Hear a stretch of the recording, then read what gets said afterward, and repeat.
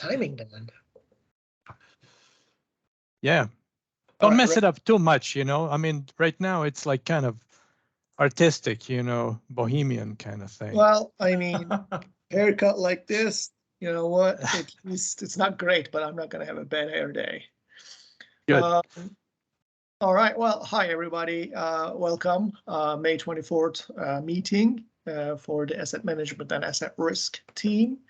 We have a discussion-oriented agenda today. So those of us who are not talking, you know, we'll take notes to sort of capture our chats. We are going to we have a few agenda items. We are going to do a quick recap of the previous meeting, which was on May the 10th, and then we'll talk about the WISE objectives, some of the larger program objectives, and then. I think it was 2 meetings ago now, you know, Chris introduced an asset management plan development value chain model, like the high level steps involved with the process.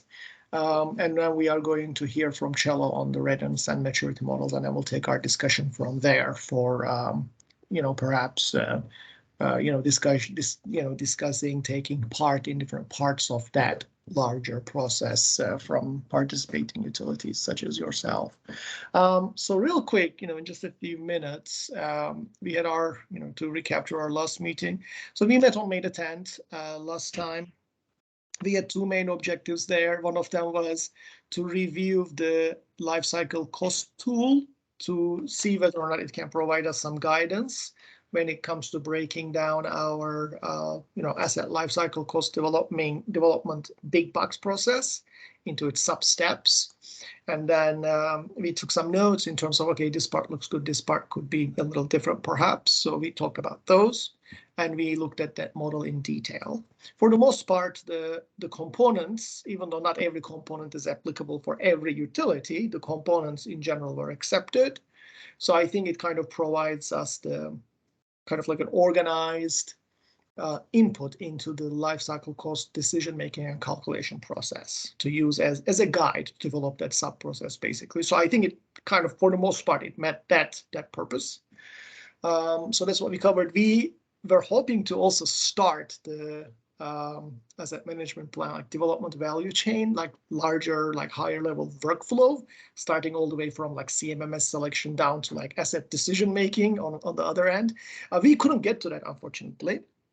But Chris is going to talk about that later today.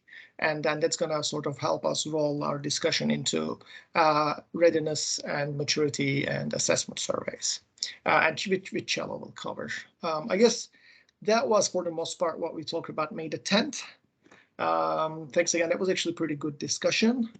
Thank you those who were able to participate. And then I guess with that, I'm going to send it over to Chris. And maybe, Chris, you can start the WISE objective discussion.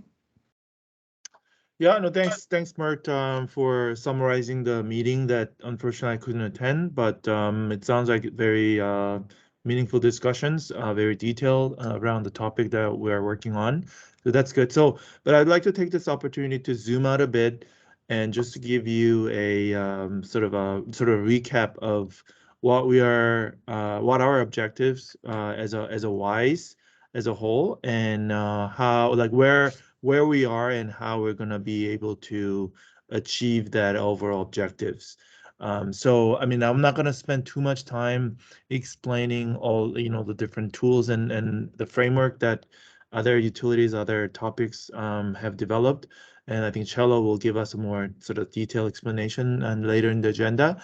But basically, we started the WISE development as a sort of a process management and improvement and optimization tool. This coming from the that UAIM era that was started, you know, 2016, 17, the timeframe. And we've spent a couple of years to develop business processes around, you know, certain, you know, technical and non-technical topics. And really in the latter part of the UAIM, we started introducing the people elements of implementing and enabling the change management of these business process. And I think there's a very active discussions and development around framework, especially to assess the maturity and readiness of different utilities on different topics, and also how change management can play a important role to implement some of these business processes. So I know Cello will show us some of the tools that was developed, but basically, the process and technology assessment tool show us with the sort of overall sort of the process of how we identify specific business process and how we plan and make to-be process of that specific area, and also how we're going to leverage change management to implement it. And also there's a just change management sort of a heat map that allows each individual utilities to assess where they're at and create some sort of a readiness scales and maturity scale around their process, so that we can apply and track progress on some of the business processes that we have developed. And of course that will inform more of a continuous improvements around that areas, which I find it very, very useful. So I just want to recap that since we're sort of going into more very technical area of this life cycle modeling, so that people understand where we are and where we're heading in terms of a big plan for WISE. Did I miss anything, Mert? No, Scott, I think Cello? that's no, I'm good on that one, Chris. Okay. Yeah, thanks for the feedback. So yeah, the next agenda item is I'm gonna give you overview of that the life cycle cost modeling and more of the we say like a value chain. I mean, I already introduced this tool, but I received few feedback at the time, and we revised the model slightly, but vastly sort of remain very similar to what you've seen a few meetings ago. But I'll do a recap of that again, because there's important sort of activities towards the end of the meeting today to really encourage every one of you to participate in and provide us with more insights and lessons learned on some of the sub processes that's going to be covered in the value chain. So let me share my screen. Can you guys see the PPT slide? Yeah, looks good. Okay, so and you can even go to like presentation mode on the lower right, probably even in browsers. Good idea. How about now? Full screen now? It looks beautiful. Okay, awesome. Yeah, so this is the overall value chains of how the life cycle costing model can be developed and can inform the decision support, which is basically the overall, the ultimate objective of asset management planning. So, going from more of the gray color into the red, gray color is all the way back to, how you select the system that can house the key information around our assets, especially in the replacement costs and then O&M costs over its life.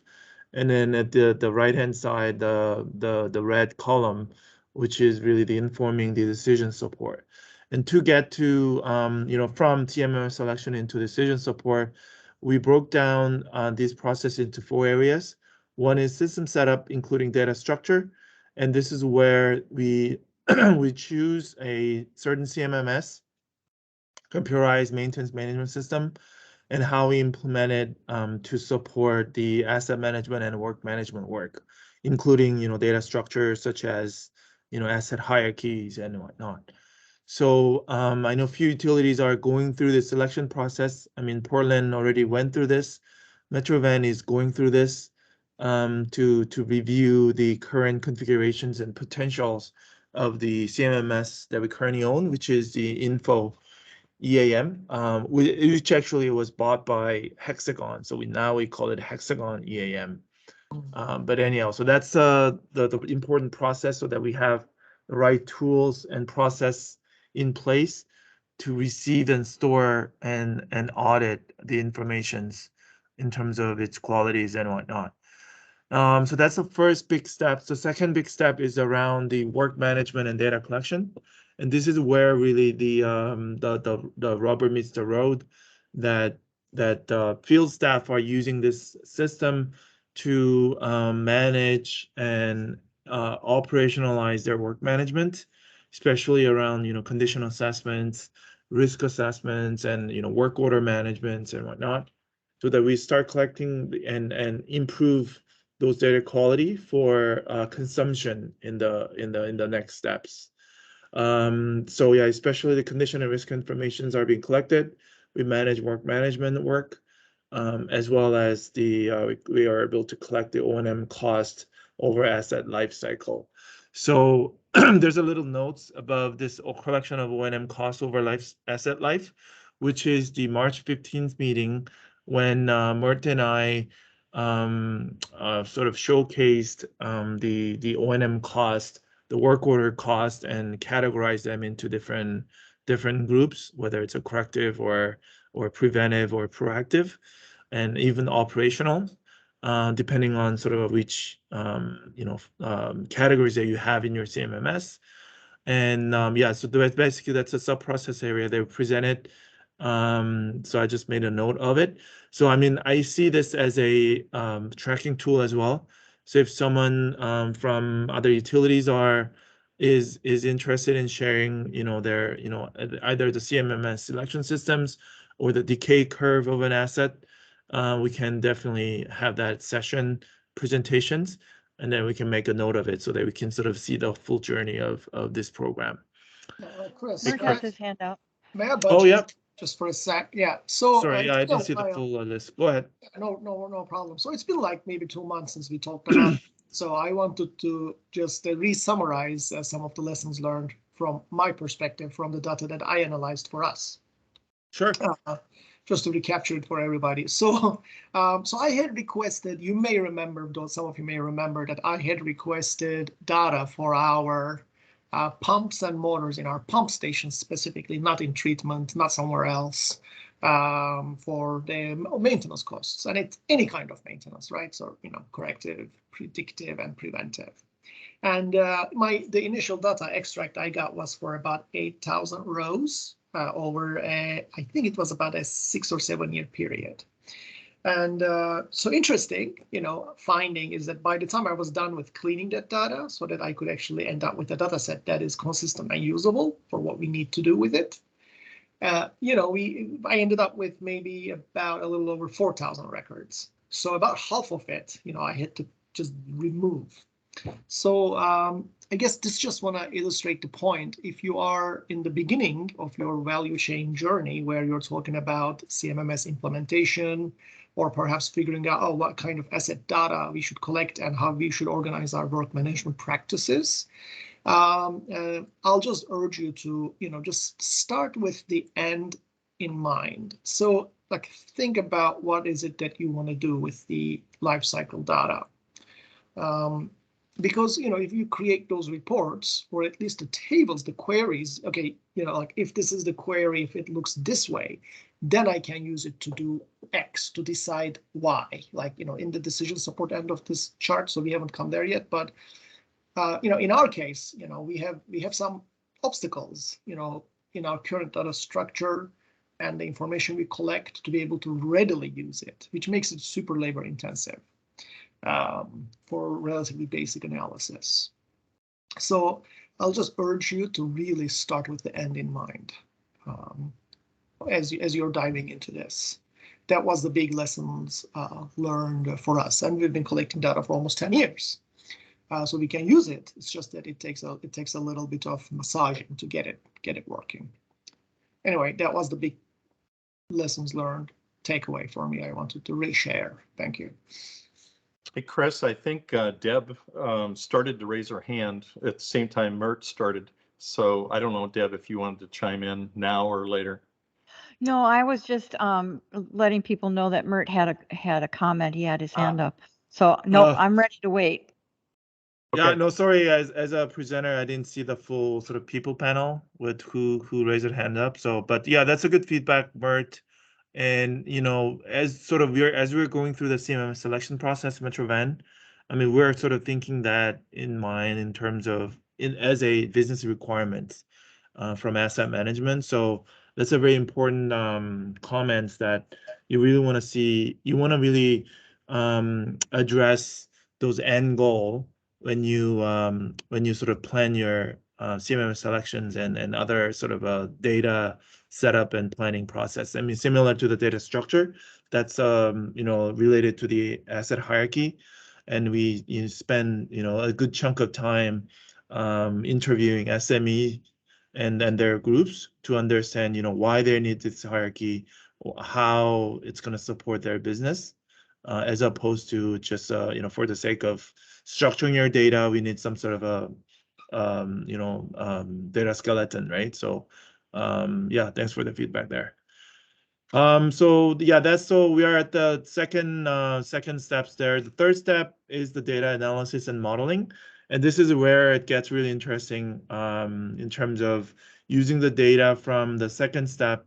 We can you know, develop and update our deterioration curve of the specific asset, whether it's a pump or valves or you know, some other electrical assets, and you can analyze all cost data. So not just the replacement or the retirement cost, but also the work order in the bulk of its life cycle, and then use that as a input into the life cycle costing model that we started developing.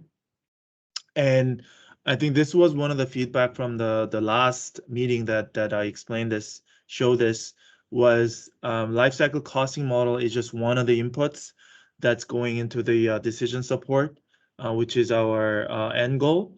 And that should sort of come with the growth planning for those who, like Metrovan, the population growth is one of the key driver for infrastructure upgrades to upsize our pipes and pump stations.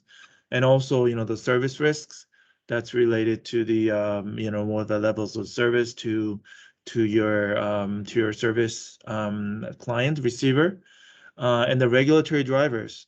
I mean, another example for Metro Vancouver, like we have to upgrade 2 of our wastewater treatment plants to a secondary plant to meet the mandate, federal mandate to upgrade the effluent quality, and that's driving billions of dollars in our capital program, and any other inputs, right? So decision support is really combining all these inputs so that you can make a decision that can meet different objectives in the organizations.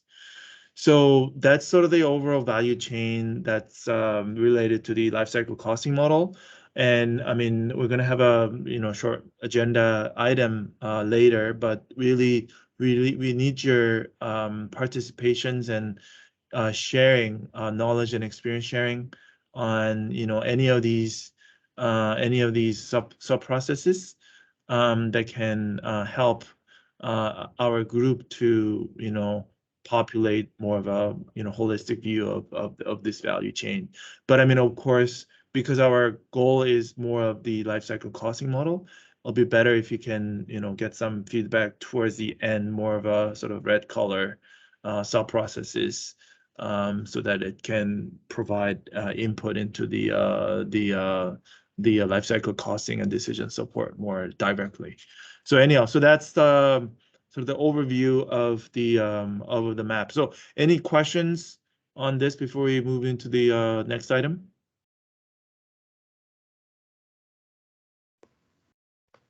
I don't see any hands up. Yeah. Yeah, looks good, Chris. Yeah. No Then idols. let me stop sharing then. Did I stop share? Oh yeah, just did. Stopped.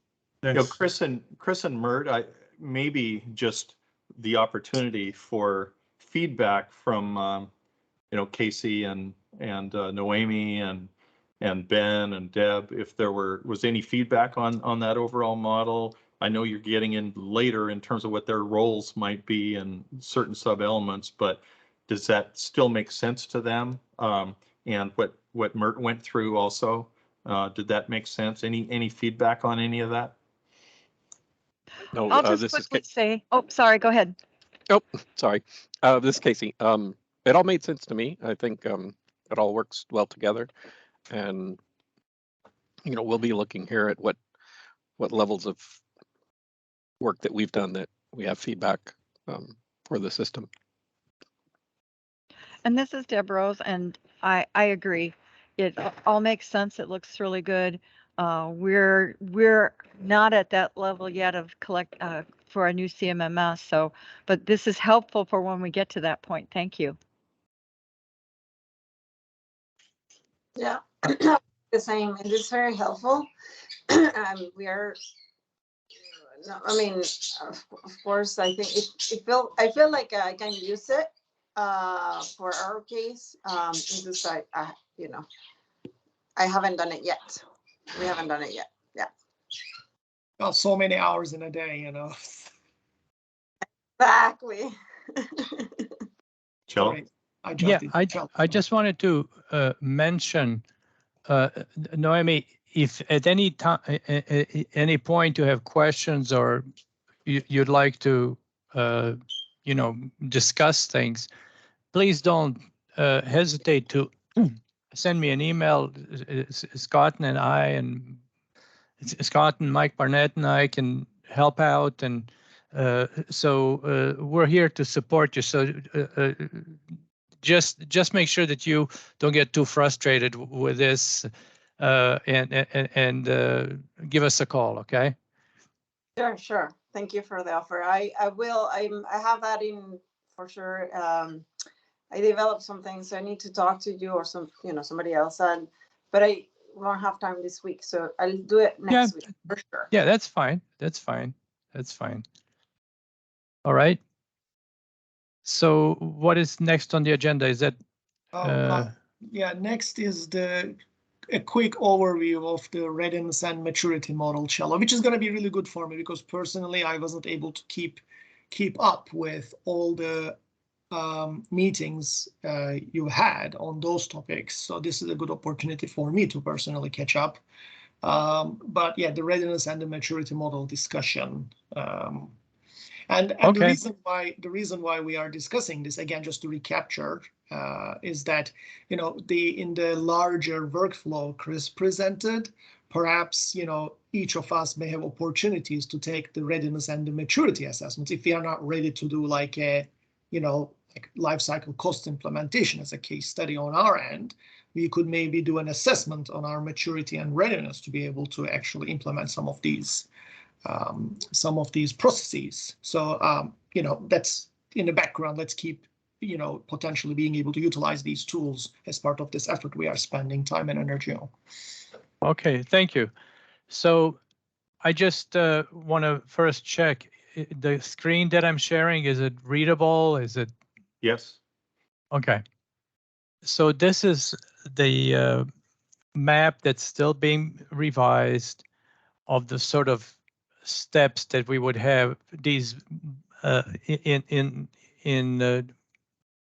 from WISE improvement methodology from the very beginning to completing the improvements. And we've talked about this, that it starts with some preliminary planning, then we kind of pick the process, we do some initial process mapping, and then there are a couple of assessments on the technology and the business process side and we can also start documenting the details of the process. And then we have the analysis. Some of you have already done this, designing the to-be. Some of you have already done that. And then once we define the required improvements and we say, yeah, this is what we want to change, at that point, we would perhaps want to look at assessing, are we ready for that change?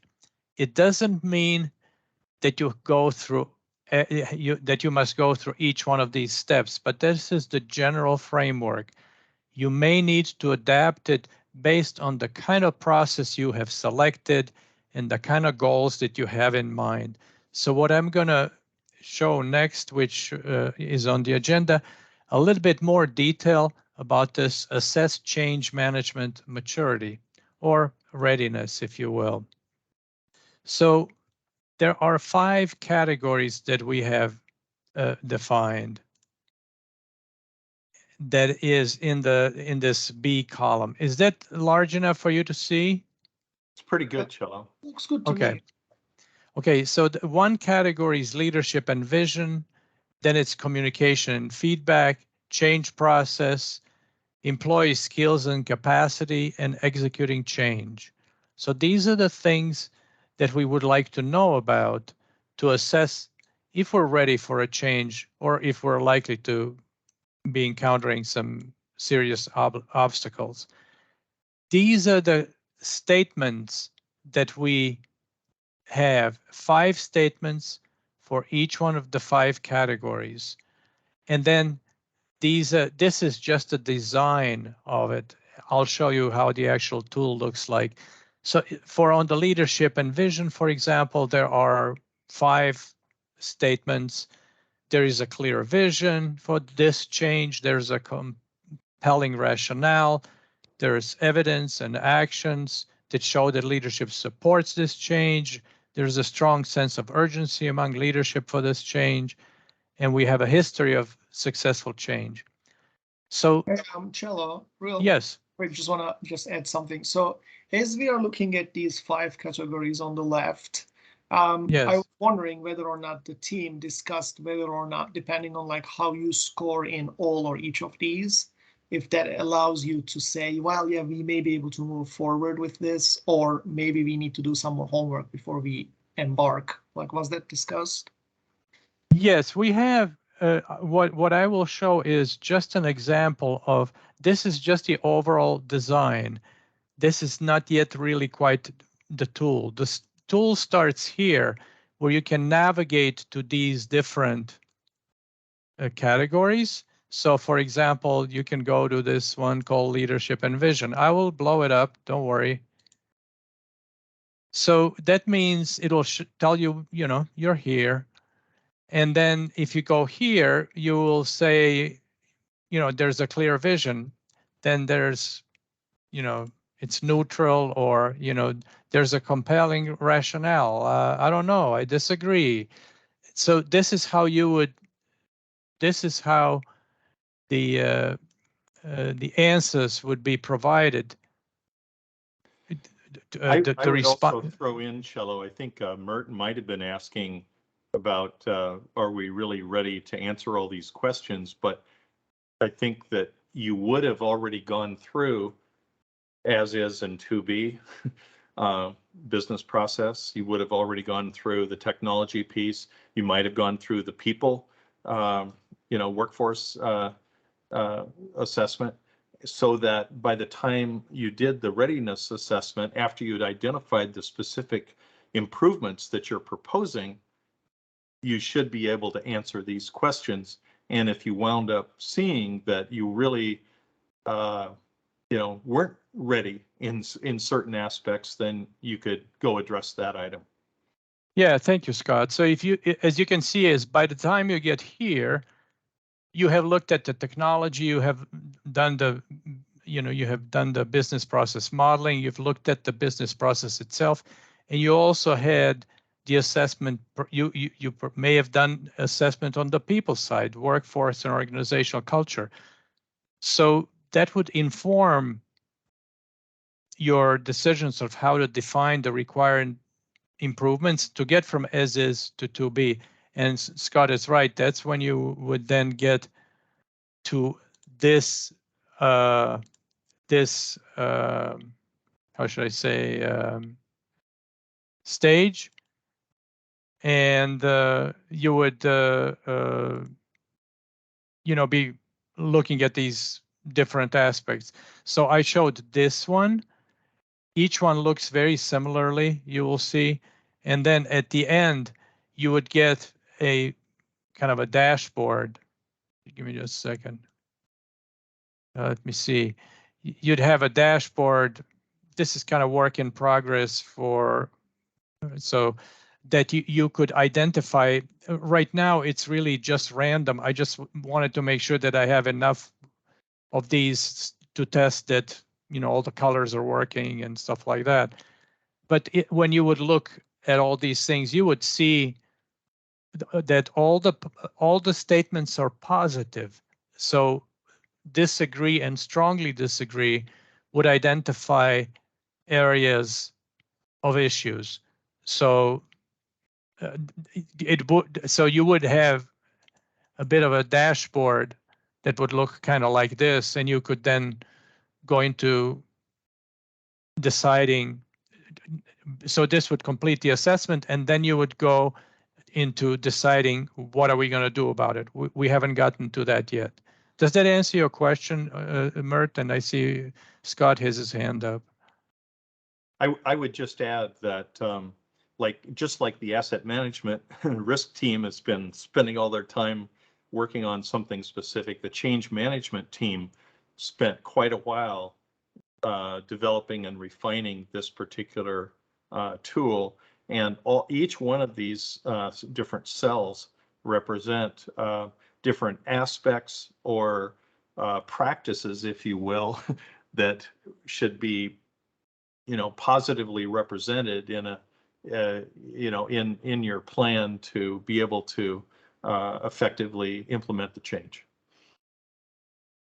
Yeah, I mean, I think it answers my question, but to make sure, is it then safe to say, whenever you see a strongly disagree or disagree statement here, that basically means that that's an area to focus on, to improve, for the change to be successful? Absolutely.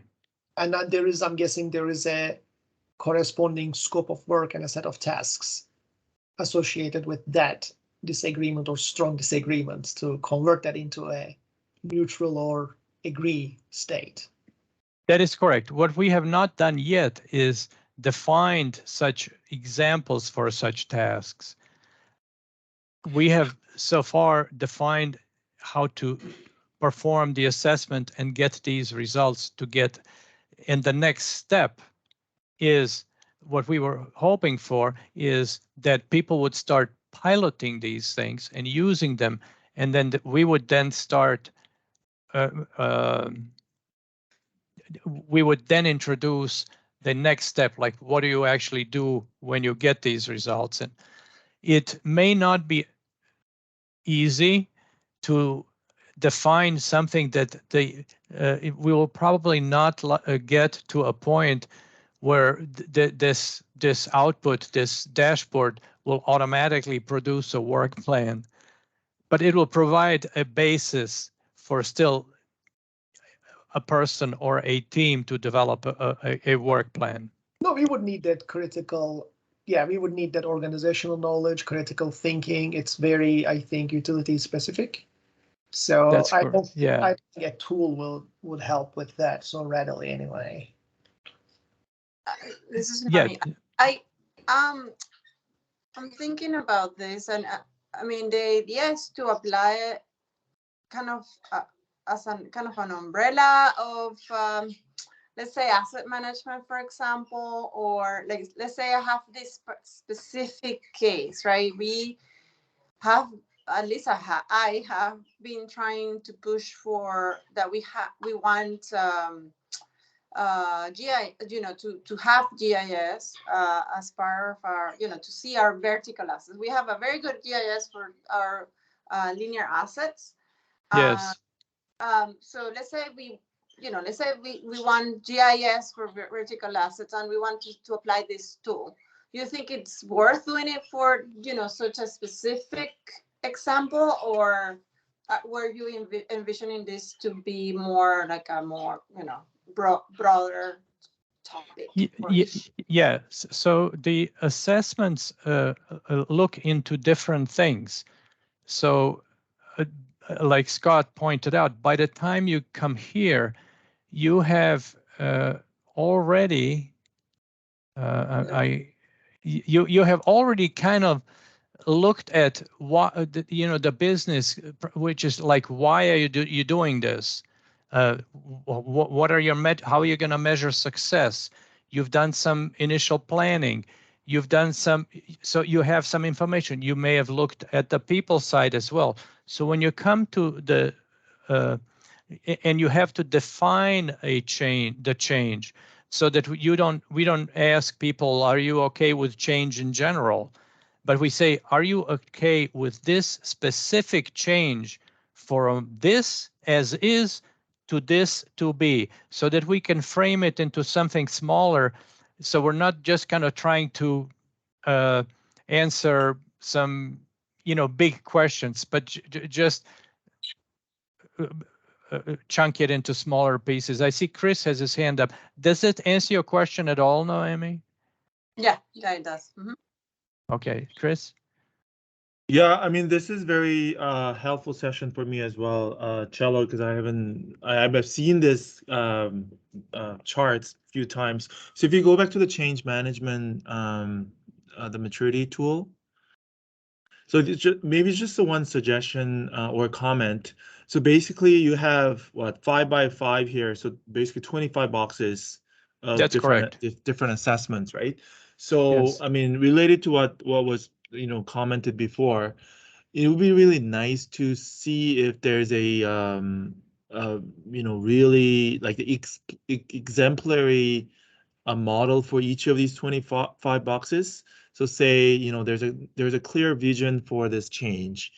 So what does that mean? Like, what are some of the concrete things that enable that clear visioning for this change? And maybe that's sort of the end goal, to be the agree state, is almost strongly agree state, which is the most mature.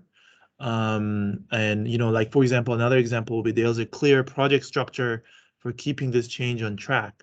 Okay, so that may be involving, having clear project charter, PMP, and whatnot, right? So that will really help to develop that improvement plan or the work plan to get to the strongly agree state. And I know you mentioned that it's under progress right now. But I think this can be a very powerful tool if that end state is defined, so that individual utility who going through this maturity assessment can prescribe the some of the actions to be more mature for each of these boxes. That is a very insightful comment, and we've gotten the same exact comment when we talked to Kansas City. They said they were trying to get, and I will get to Ben in a minute. He has his hand up. It is, we can up to a point define what it means, like levels from 1 to 5. What it means that there really is a clear vision. What an example, and I fully agree that it would be very helpful. Just one quick question. Yeah, sure. Is this aligned with the ProSci or some sort of framework out there? Not 100%. I'm aware of ProSci and did get certified on it and all that. It is, all of these things there are different versions of the same thing to assess the readiness for change that we have looked at. One of them was ProSci, but the change management team also looked at they looked at GE CAP, they looked at, Lean, they looked at Six Sigma. Not when I say they, I mean we as a team looked at a number of different things, including ProSci, and then the team worked to assess what would work best for us. So there was a bit of literature search, and some of the people on the team have experience from private industry because they worked for GE or they worked for a place where they used Six Sigma. They have, so we kind of settled on something that is kind of Goldilocks, not so overwhelming and complicated that people don't want to do it, but not too simplistic. So there were several months of looking at different things, trying to figure out what would be the best. But we did look at ProSci as well. Did that help? Yeah, answer? sounds good. Thanks. I think Benjamin has a hand up. Yeah. Yes. Ben? Yeah. I was just going to say first, if you can see my camera, I apologise for almost laying down. So I hurt my ankle playing soccer the other day and kept to have it up on the chair in front of my desk, on the other side of my desk. No, what I was going to say was this. Looking at this, I've got a meeting on Thursday where this kind of tool could be very useful. So as we go through our change in terms of looking at a new EAM system, how are we going to make the changes to how we do business to get ourselves ready to actually purchase something that's going to be useful, to bring it in, make the implementation, drive the changes through. So, Joe, this is kind of almost a stream of consciousness, so apologies. But on Thursday, I'm getting all my stakeholders together, which will be the first time in a while. So we've got an RFP out on the street, which closes soon. So we're going to have proposals in. We're going to be then going through getting the contractor on board. But then we've actually got to start the real work. And I think that's going to come as a shock to a lot of people and a lot of the organization. And I could just see a tool like this. We've used Six Sigma on a in a smaller, more on a smaller scale before, and I feel that something like that, while I know can be very useful, as you said, Cello, might overwhelm everyone. But I think this is a really good tool for kind of really assessing where we are. Because one of the things we'll talk about on Wednesday is the like developing the project risk register for the project, and actually all the risks, that the structure of our risk register and how we're going to go about doing that fits into all these categories. And I think this is a really good tool for capturing that overall piece and actually highlighting to people where they need to put the effort in their areas to get themselves ready to make the project a success.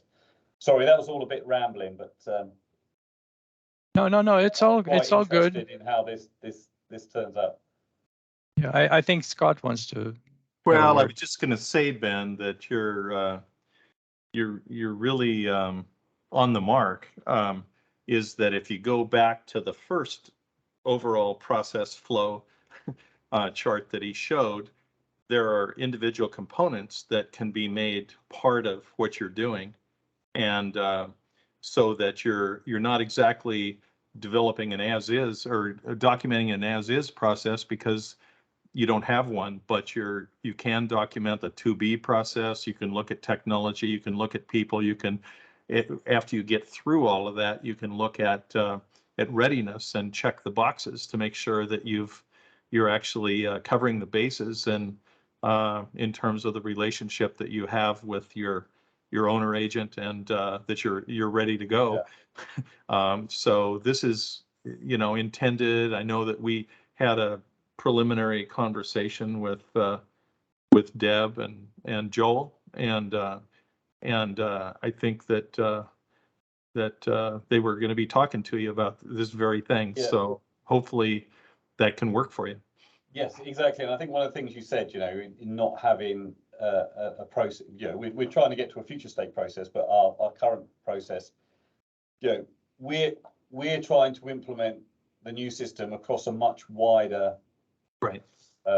area, and some of those areas do have processes and some don't. But we're talking about, we potentially got 9 or 10 different initial processes in some areas. Right. And we need to get to a single final process. So trying to get through that complexity of change is going to be a real challenge for us, I think. Yeah. Well, we may be getting into the weeds a little too far, Ben, but the change that you're talking about really in terms of is developing your own MCES or MC wide approach to interface with the owner agent, and then the owner agent has a role to go work on some of those more detailed processes. But you know, it's a good starting place with these tools. And I don't know, Chris, we're getting towards the end, but and Mert, I think that if you go back to that life cycle map that Chris showed on the first box was something that you know, kind of represents you know, CMMS selection planning. You know, is just a way to characterize kind of the step that you're at prior to having a CMMS selected. And what you come up with ultimately is you're gonna want to be filling in some of these other boxes as well. Yeah, absolutely. Mert has his hand up. Yes, thank you. So Cello, follow-up question. So that's what you shared with us is the change management, maturity or readiness assessment. That's correct. And if I understood this correctly, you know, in the larger chart you shared, there is also a technology and then like a what was it? People side. There is one that combines the process and technology, but not process in terms of system model like BPMN that shows how exactly it works.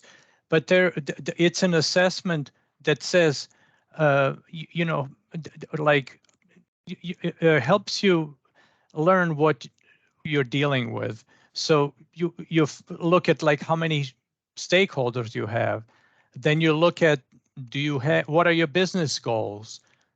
How do you measure these business goals? Which ones are important? Which ones are not important? What's the impact of this business process? So, and then so that's on the side of the business process. So they can start asking the questions to see what, you know, what size is the bear that you're going to wrestle with, you know? And then there are a set of questions about technology. What IT systems are engaged supporting this process? What data do you need? How do you collect this data? How do you manage this data? So these are questions, and I know that it looks like, oh, there's so many questions, this is complicated. But if we don't ask these questions up front, we ask them later, and usually it's better to find that out a little sooner in the game. Yeah, I think it goes back to my start with the end in mind, lessons learned comment a little bit as well. Oh, sure. In that logic. We have about 10 minutes left, Cello. I mean, I'm just going to make a suggestion for time management. Sure. If it's okay with everybody. So keeping that, you know, so we went through the mechanics of the change management assessment a little bit, but there is that similar process and technology combined assessment too, which I'm guessing has similar functionality, of course, different questions.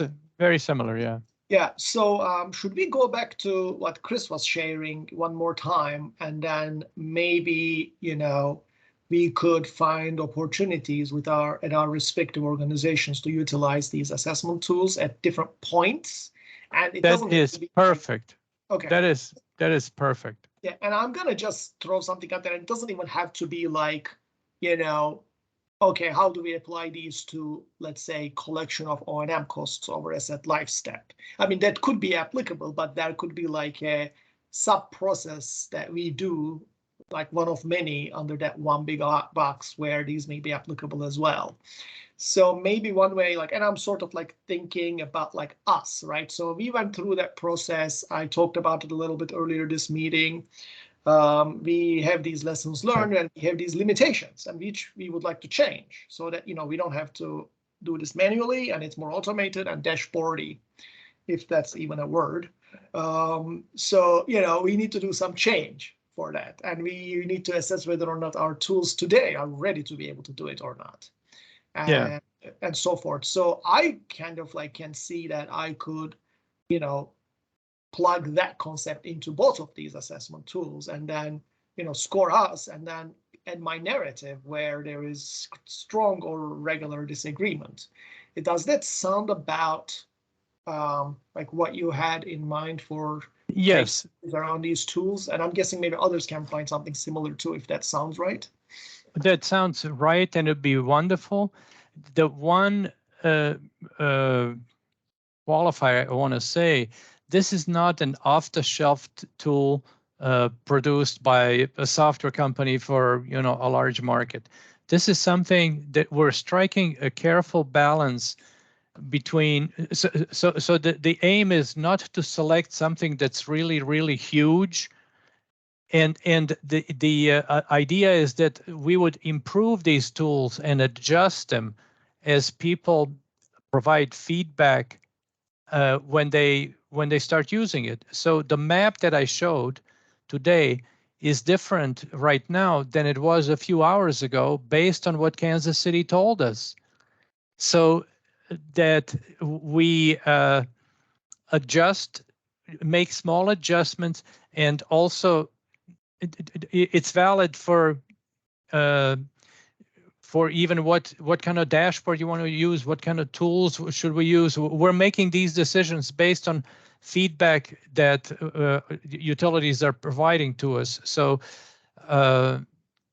absolutely, that would be great. That's exactly, and if people could pick different parts of this diagram from Chris, of this value chain, that would be just perfect. And the most recent of this we can upload if it's not there already, but I think it's on the OneDrive, but we can maybe send a link. But I think all of us are at some step of this larger, higher level, you know, flow, right? So yes, I would say we are doing all of these personally.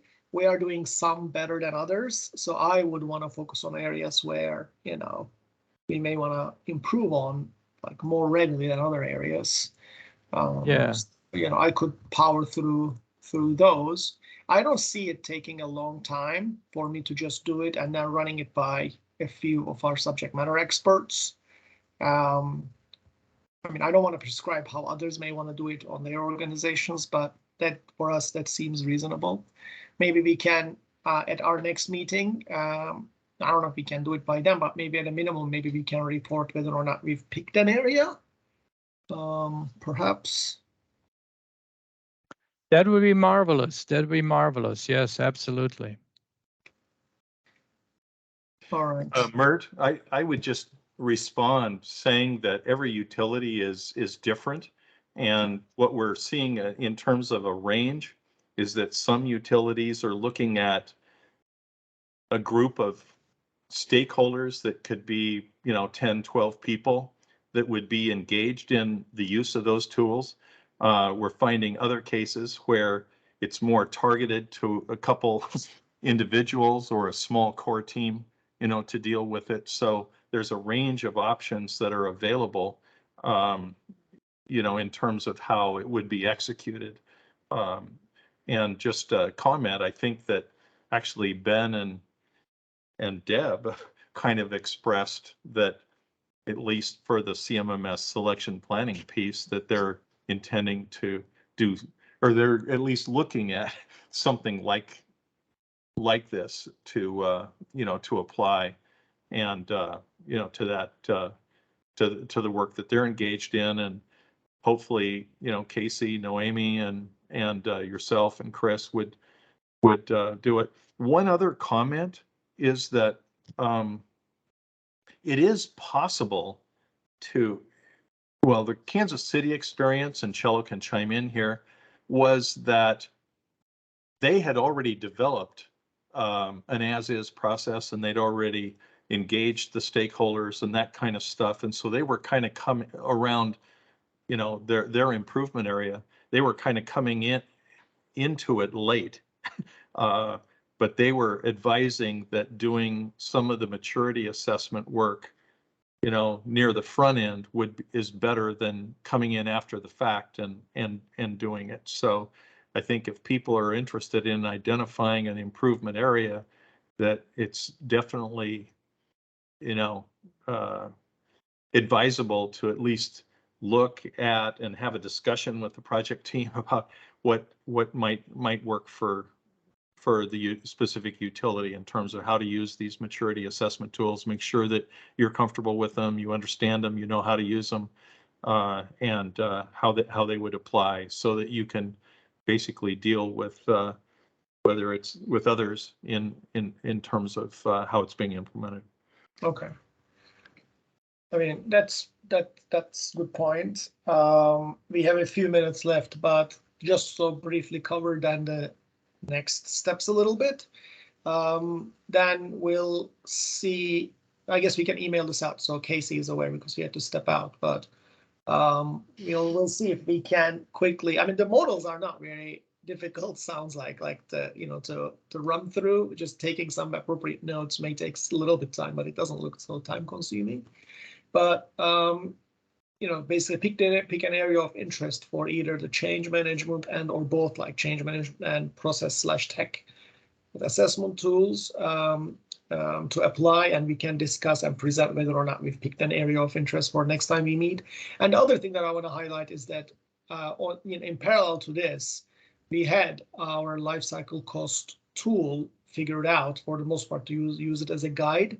So another thing that we can do to sort of wrap that track up is to take that asset life cycle cost assessment, big box, and then start breaking it down into smaller components for us to discuss. And that absolutely parallel track. And there may even be a relationship between those two tracks down the line potentially, but that's going to be over the next couple of meetings we can tackle those issues. Excellent. Well, we're at the top of the hour, and I'm gonna stop the recording. So